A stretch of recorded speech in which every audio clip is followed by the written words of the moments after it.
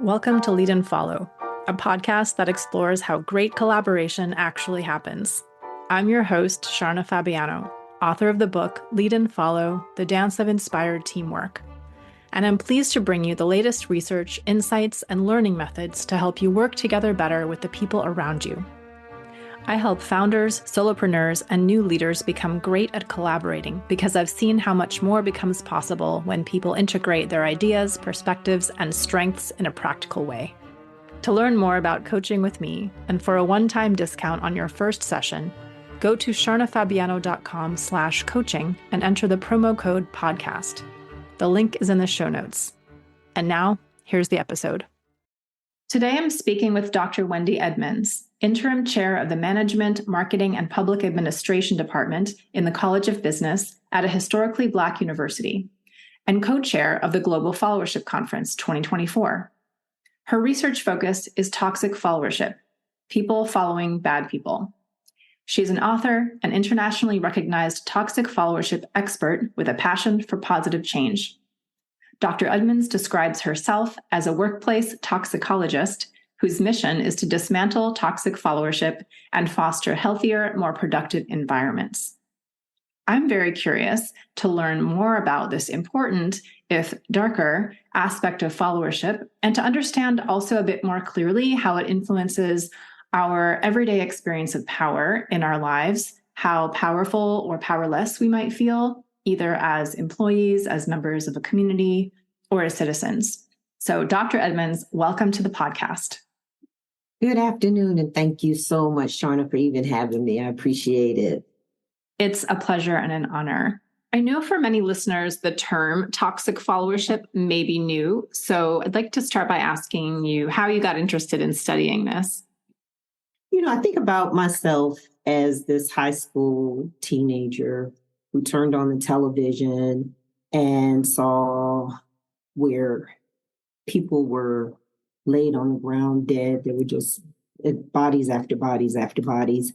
And this had happened. It was an incident in Guyana. What I learned at that time is that Jim Jones, who was a white minister of a predominantly African-American congregation, had coerced his parishioners to move to Guyana, and eventually over a series of events turned into a murder-suicide where they drank a poisonous drink. And what I remember is that my mom says, "Oh my goodness, you were really depressed at that time. That really saddened you." And I didn't understand how could one person get that to happen. And so in my doctoral program, many years later, how about I saw a documentary that was coming on TV, and Soledad O'Brien was going to interview survivors. And I had no clue there were any survivors. And so I thought, I want to be just like her. I wanted to get to a different aspect than what she was showing to get a deeper understanding. And my field of study was organizational leadership. But we have so many studies that represented leadership. I wanted to know the opposite side of that. What was that about followership? And at the time, followership was still one of those areas where it was new in research, and it wasn't as much research conducted, and surely not on the dark side of followership. And that led me to my exploration of finding the survivors of the Jonestown Massacre and interviewing some of the survivors to get a better understanding of what that lived experience of being members of People's Temple and being in Jonestown at that time in 1978. Wow. Thank you for sharing that incredible origin story, Wendy. I just had an image while you were speaking of you sitting in your living room at such a young age, having that experience.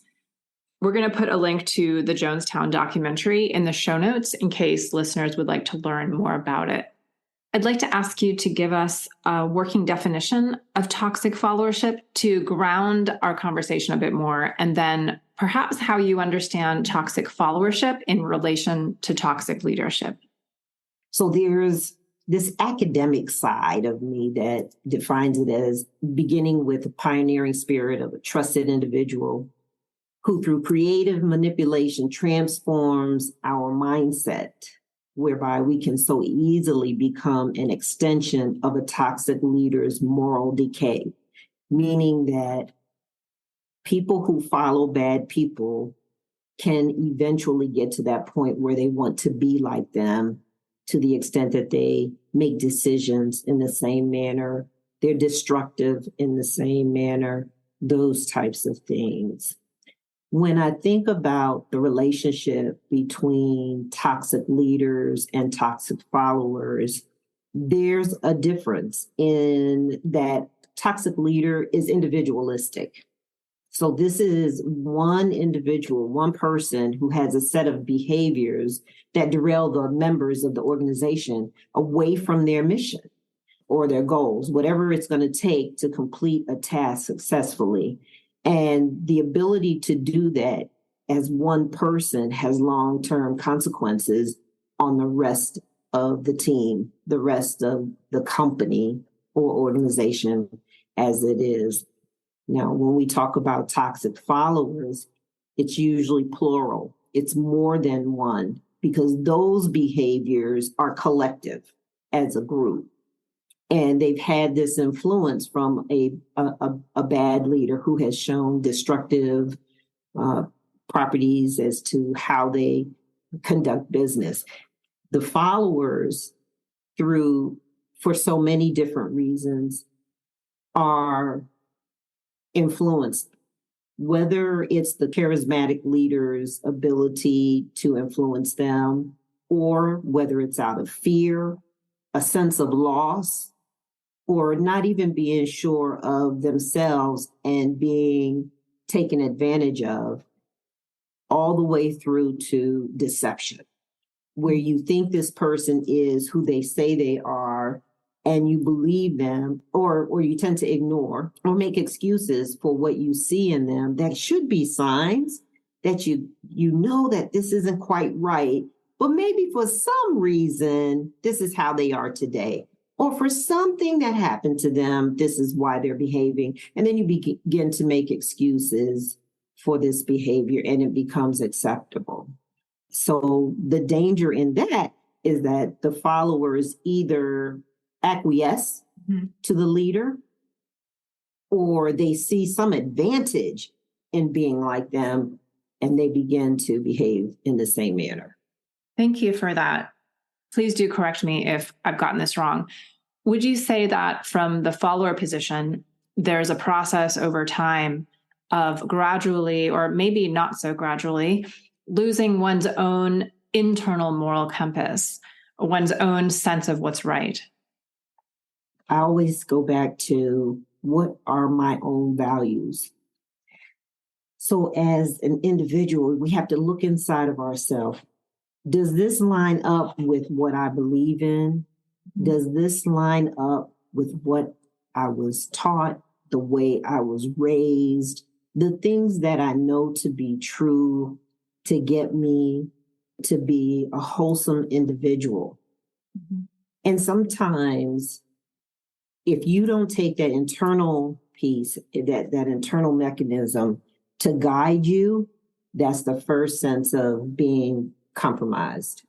So your values and your integrity are those soul jewels that's instilled in you for the purpose of you evaluating everything else around you. Mm-hmm. And then you know at that point whether or not it's right or wrong.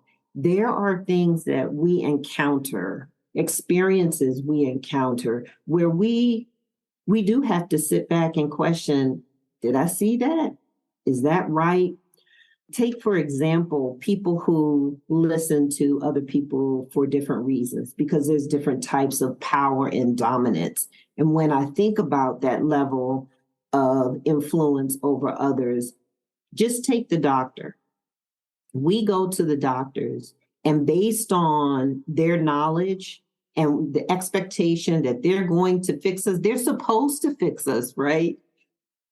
Some people don't question. They don't ask anything beyond what the doctor says. And I always think about, if you have an illness and you get all the information. The doctor provides you all the information about the illness, but they never tell you about nutrition.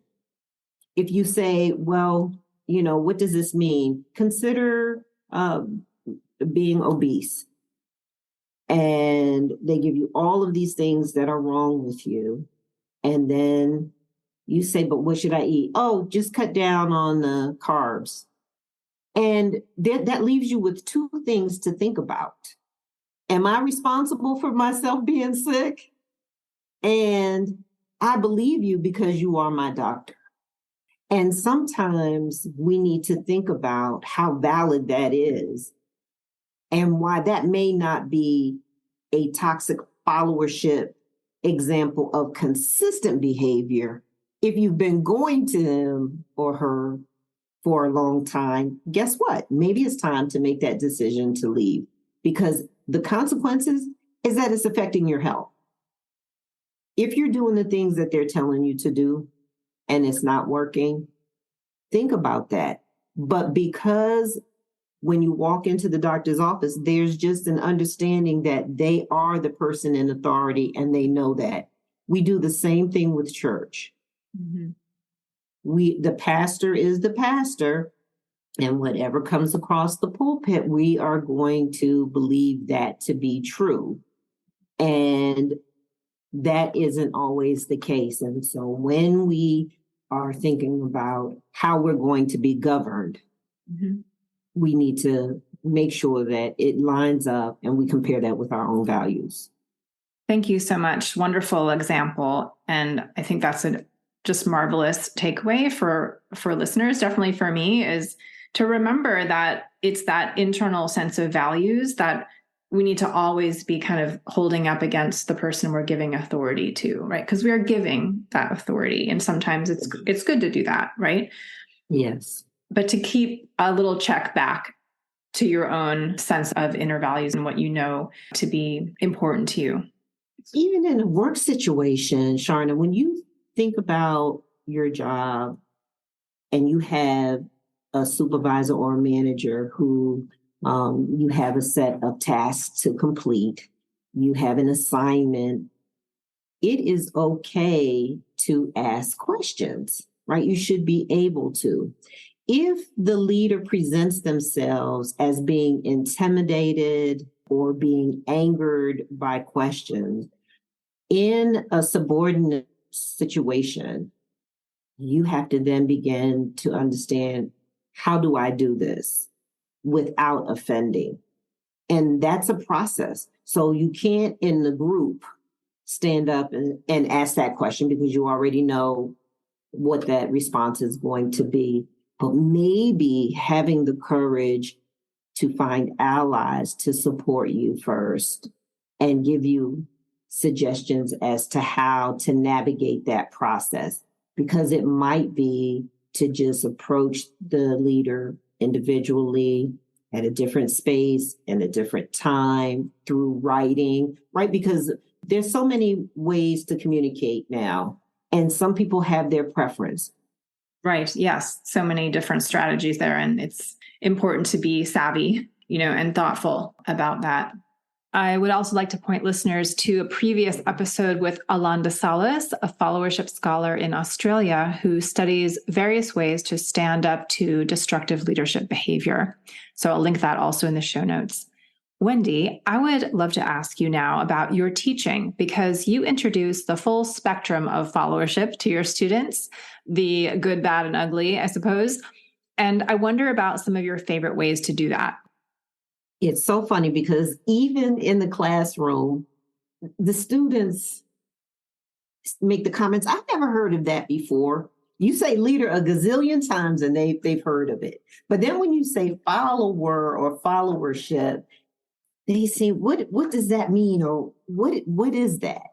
Mm-hmm. And I begin to ask questions just in the simple sense of what their role is on their jobs. Mm-hmm. And some are in management, some aren't. And I ask them their responses to different situations when given a task. It doesn't become a reality until they see it in a different perspective. So what I mean by that is that you can say things, but we have different types of learners. Mm-hmm. And from an experiential space, they can relate to the definitions of followership by saying, oh my goodness, I've had this experience, but I didn't know what this was called. Right. So I actually used from the WOW Network, the Oprah Winfrey Network, the 5-part series of Time of Essence, which captured the Essence magazine from the time that it began up until now, which was really cool for me because I just remember always being that Essence girl. Essence magazine was always in my household. I had to have my Essence magazine and could not wait. Like, this was Black culture at its best. I could look in a magazine and see people that looked like me, that were considered beautiful, that were considered smart.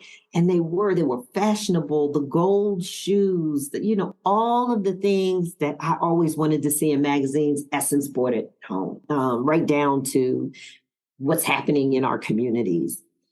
And I had the students look at that to look at the different types of followership as opposed to leadership and why people followed. What was it that they wanted to be successful? What was it that they wanted from the leader to be in position? And there's different types, and they weren't all women. They weren't all the editors. There was different types throughout the series. And so I've done the same thing with Madam C.J. Walker, the Netflix, because there were different types of followership for different reasons. And there were toxic leaders that were identified. And again, the perspective that brought versus the series of Essence magazine is this is a different day and time that none of us were in at that point in time. So we had to take economics into consideration, the laws of segregation that were in place. We had to take that into consideration. So when we look at these movies in different perspectives, it really helps them to understand followership and be able to talk about it, use the frameworks that they're reading about to have this level of discussion in the classroom that's just amazing. Beautiful. Yeah, we learned so much through stories, and those are two incredibly powerful stories that you've chosen. I wonder, just for listeners who maybe haven't watched them yet, we'll link them in the show notes, obviously. Could you give us a few examples of perhaps of toxic followership or leadership as you analyze them in one of those stories? When we look at the Madam C.J. Walker movie, I want to be very clear that that is a Netflix story that doesn't necessarily characterize the true aspects of what happened in the book. And there is a difference. So I just want to be really clear that the book that's written by the great-granddaughter is very different than the movie. And we use the movie. One of the characters that I want to bring out is the one that everyone probably remembers, which is Addie. And so Addie starts out as this wonderful person who really supported Madam C.J. Walker and helped her in the beginning. And then there's a shift in the atmosphere. There's a shift in how she supports her because she becomes a threat, wanting to be like Addie. Madam C.J. Walker wanted to be like Addie. When Addie found that out, she says, no, you're darker in complexion. There's no way. You're never going to be anything. You're a washerwoman. It's never going to work. And that really sparked Madam C.J. Walker to do something different. Like, maybe if I just show her I can do that, she'll help me. She really loved Addie for what she had done for her. And when she brought back, hey, look at what I've done. This is all yours. I'm just showing you I can do it. Addie became threatened. And out of fear, she began this onslaught of vindictive behavior. And throughout the movie, that behavior wasn't just internalized where I don't like Madam C.J. Walker. she had to, everyone she encountered, it became a struggle. She brought it into this fierce division between the two of them. And she was able to influence the son-in-law. She was able to influence her workers, her employees, to turn against her. And you see a point in the movie where they were so shamed because they knew from their moral compass that what they were doing was wrong, but it wasn't enough for them to say no. And that could have been for so many reasons, because we don't know, the movie doesn't show us. But part of our discussion is, what happens with people like that? Do you believe it was fear? Do you believe that they didn't care, they weren't loyal? What were some of those things? Because then you look at real life situations, and when you see these things take place, those are the same indications that you have to look at in people as they make those decisions. Yeah, so important to ask those questions, because we're all human as well, right? And we need to know, what might challenge us to stay, with our own internal values, or, tempt us to stray from them. It's really important to ask that. It is. And I also think that it's important to note that when we're looking at different situations, whether we're reading stories, watching clips or movies, is that toxic followership isn't a bad decision from a leader, because leaders recover. We've all been in leadership. We've made mistakes. Mm-hmm. Toxic followership is this consistent destructive behavior over and over and over again, right? So when the leader continues down this road and the followers continue to behave the same way in support of a bad leader. Yeah, thank you for that distinction. It's important, right? It's not just a one decision, but it's that sustained, continuous going down the dark path, so to speak. Wendy, you and I recently collaborated on a session for your grad students. And I'll just give a little bit of context here. Listeners know my background is in dance and movement. So I shared a few interactive movement exercises, which put the students physically, their whole body, in the leadership and followership position. And then you debriefed these experiences afterwards. So I'm curious to hear from you, how did that debrief go? What did you observe? First of all, let me tell you, you were lovely. And and the students loved it. They really did.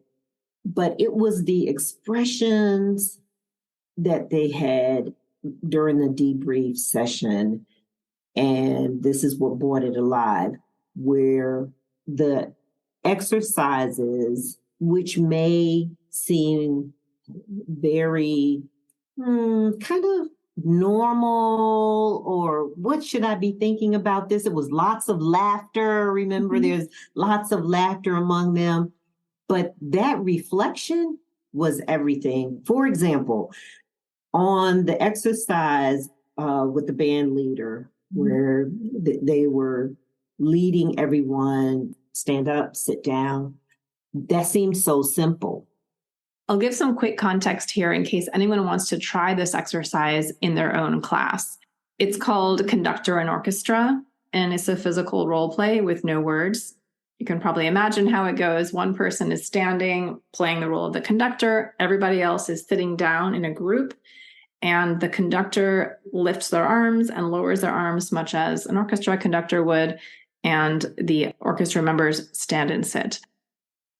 But then adding in, if there's something that you believe in, do you follow the band leader? Now do the exercise.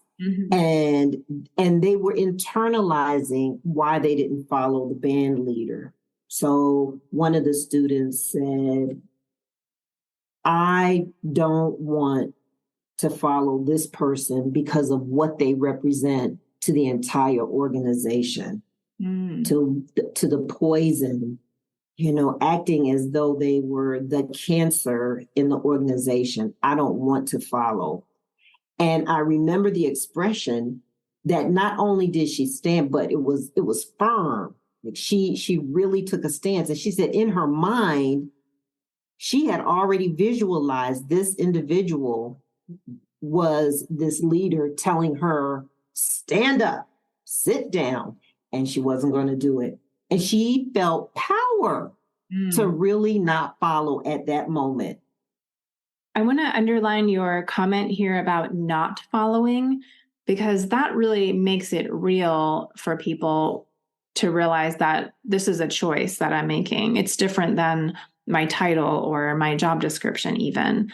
So you find yourself in a role in an organization or in a community, but within that role, you still get to choose when you follow, if you follow, or if you lead for that matter, based on your function in the group in any given moment, or based on your relationship or perspective to the bigger goal, based on your personal values or other factors. Then there was another situation on the dance back, which they had tons of fun with that. They really enjoyed that. And I'm glad we had enough space. I'll just jump in here to explain dance back and give a shout out to my my own grad school advisor, Vic Marks, who taught me this exercise. So one person is the performer, and the other group, right, 3 or 4 people are the audience, and the performer does 10 or 15 seconds of free movement, improvised movement, anything at all. And then the audience, right, then dances back whatever they remember, right? So if you're an audience member, you're trying to replicate as closely as you can what you just observed. And inevitably, you can't replicate it all. So it reveals all sorts of interesting truths about subjectivity and what we pay attention to, and what is feedback really when someone's giving back to you what they perceive of you. That was really great. And the first one was so excited. First student was so excited to be the one to do the whole dancing for everyone else. And when it was over and you asked, so what do you think? The student said, they don't listen. They didn't listen to me. Yeah, that's really an interesting comment, actually. I thought it was so funny. And so when we debriefed, I asked, why did you feel that no one listened to you? When everyone was there, watched every movement, heard every word, knew the directions fully, and that took place. I said, consider yourself a leader.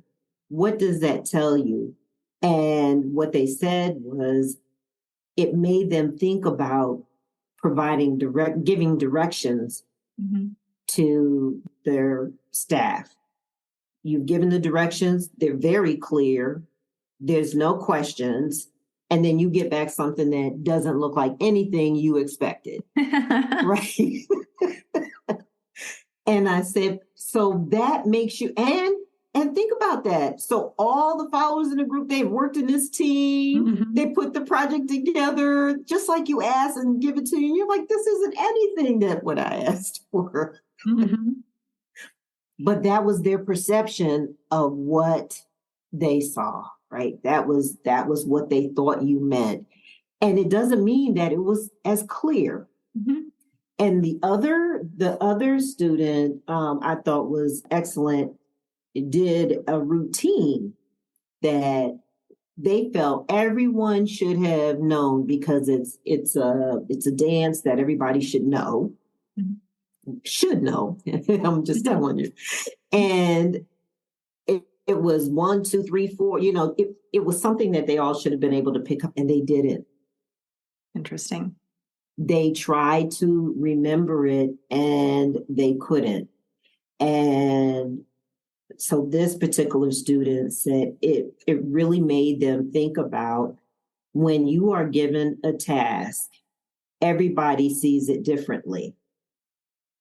So the sequence of steps that you gave may have made better sense to do it in another way.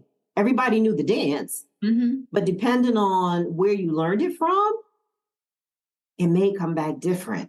And so what I thought from there, and I had them to discuss, is followers are going to do exactly what you tell them, but it may not come out the same. And it could be better that way. Like that might be a better fit. So leaders should always listen to the followers. That's what makes that leader follower dynamic, to the point where it should be connected. You don't have one without the other. It's symbiotic, right? Yeah, I think one of the many things that exercise reveals is just how complex communication is, right? Mm-hmm. A lot of us just think, oh, I say words and then, I'm done. Or I show up and someone talks and then the meeting's over. But that's just the beginning. I mean, communication is a very deep and nuanced process that's back and forth. And it's not just words, right? It's physicality, it's tone, it's so many things, are conveyed back and forth in our presence. So I want to ask you another question about students learning followership, and how does this prepare them to then go out, and stay connected to their values, be conscious citizens and members of their communities or their, future companies, and, just like be a stand for what's important to them. How do you think followership specifically prepares them for that? We are living in a day and time where so much is taking place. People stand firm on so many different things, right and wrong.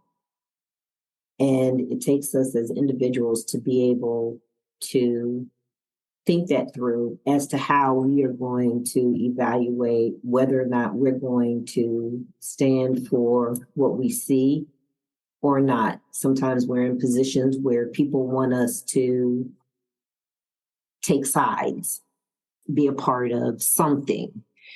And what comes to mind for me is always the George Floyd situation, where there were so many things that happened at one time in just a few moments that consumed the life of someone who was so great to his family, community. And we saw different types of followership. We saw the bystanders, people who had authority to stop that, who had on uniforms to say, hey, enough, stop, you hear this. And they didn't. And it had terrible consequences. It was a loss of life. That is what I refer to as toxic followership unto death. When you have the opportunity to make a difference, to make a change, and you choose not to, for whatever reason. The expense here was so great because it was life. But then you had bystanders who did the right thing, who said, we're not going to do anything other than take pictures and continue to shout, get off of him, to bring awareness to people around and to let the world know that this is taking place and it is wrong. Fortunately, that was a young person, a 16-year-old young lady who took the pictures. And what a price to pay for courageous followership. But she will always be remembered as the one who let the world know what went down that day. And so we have to make sure that we are teaching leader follower dynamics to understand that there has to be a balance. The power dominance is what is inflicted in that whole dynamic that makes it, that can turn it into a bad thing. Mm-hmm. Simply put, when we look at how we're teaching followership, we have to begin to share and have others to understand that it doesn't matter where you are, you have power, that you can make the change. There are different strategies. There's not going to be one way to do it, but that knowing that you are not powerless. There's such a negative connotation to the word follower. Some people don't like the word follower. Whatever you call that, you're not in a leader position, but you do have power. And how you use that power is what's most important. So that's what I always make sure whenever I am facilitating workshops, coaching, whatever the case is, it doesn't matter where you are in that space, that you have the authority to change this or to transform the whole situation by making these decisions. Thank you so much for that example, Wendy. I want to highlight something here, which I think you are speaking to, which is that when we talk about leadership and followership, we are actually talking about power all the time.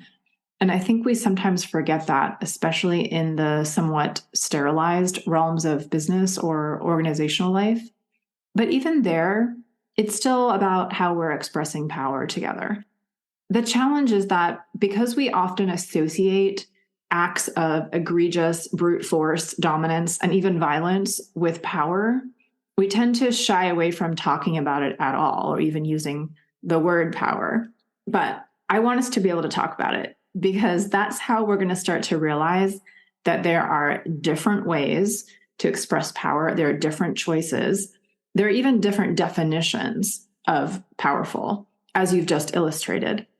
And I just very much appreciate how you're inviting us to think more expansively about what it means to be powerful and how we want to define that. And speaking of expansive, you are also co-chair of the 2024 Global Followership Conference. So I'd love to end on a little bit of your vision for the conference and even for the global movement around followership. The conference itself brings together people who are learning about followership for the first time, hearing about it for the first time, scholars, researchers, businesses. It's open and it's welcoming. And that is what's most important, because we need people to come from all walks of life, every industry, from the community, practitioners as well, to hear about followership. There is the dark side as well that we cannot ignore. We are seeing it in different aspects of our life, from personal relationships to politics, to churches and other organizations, as well as businesses. What the conference does is it gives us this time to connect, to have these discussions. And the way it is set up is that it isn't death by PowerPoint. We have workshops, we have conversations, and we have time to network, to really have discussions. Because what happens is that all of the topics are exciting and people want that time to have more discussions. Now, the other part that's the beauty of it is that for the first time in the history of the conference, we have something that's really different. We have the partnership and collaboration with Strathclyde University and Bowie State University, which is a historically Black college and the oldest HBCU in the state of Maryland, working together on a project to work with the businesses in the community. The statistics show that it is a 1% Black community in Glasgow, Scotland. We want to really meet and work with them as a team, bring the synergy to really have these discussions about what does the leader-follower dynamic look like there. When we talk about diversity, equity, and inclusion, what does that mean around the world? So we have two people from different sides of the Atlantic, right, having this discussion. So this makes it very rich and really cool. I'm so excited that you were the co-chair and that I get to collaborate with you on this amazing project. Anyone interested in the Global Followership Conference, the dates are April 25th and 26th, 2024 in Glasgow, Scotland. Please head over to followershipconference.com and sign up for updates. I'd also like to point listeners to Wendy's book, Intoxicating Followership, and we will put a link to that in the show notes as well. Wendy, lastly, where can folks get in touch with you and learn more about your work? Dr. Wendy M. Edmonds.com. Wonderful. We will link that in the show notes along with all of our other references. Thank you again so much for sharing all of your stories and your wisdom with us. I learned so much, and I know listeners will appreciate it as well. Thank you again. Thank you. And this has been great, Shauna. I appreciate the opportunity. You have been listening to the Lead and Follow podcast. Special thanks to Glover Gill for composing our music. And a huge thank you to all of you who support the show. It really means a lot. If you enjoyed this episode, please share it with a friend or consider joining the Lead and Follow fan club for as little as $3 a month. There's a link at the bottom of the show notes.